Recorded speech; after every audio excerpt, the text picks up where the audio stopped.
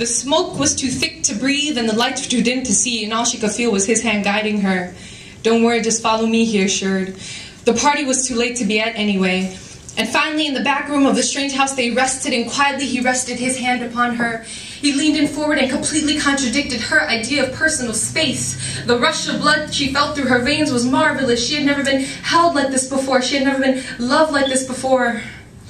And then suddenly he forced himself onto her, and then suddenly she hadn't wanted him, and then suddenly she hadn't wanted anything to do with him. She pushed and he pulled, stealing every last breath her young lungs could hold. Her makeup was smearing, her mind was screaming to be let go. She didn't even know his name. The beer was old and tasteless, the words were used and faceless. When she could speak again, which seemed like years, she whispered, "Please, don't." He cupped his hand over her mouth and said, "No, no, I won't." But that night, that cold August night, he had. And that night, that cold August night, she climbed back through her window and wrapped herself in blankets and sheets, hoping the memories would repeat again and again in her mind, although they did, and she was alone in his defeat. And somewhere over the seas and far, far away, the same thing happened to a young Bosnian girl too young to know what a monthly cycle is. And somewhere in West Africa, in some famous tribe, is a different girl, but the same muffled cries. And if you reverse history, you'll see the mystery of a mixed child, a slave master and his slave, and a child born completely out of shame called mulatto.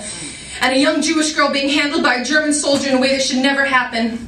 Although it's happened for years on end, it doesn't matter the look, the weight, the height, the physical state. It's sad but true, every 6 minutes a woman is raped. Thank you.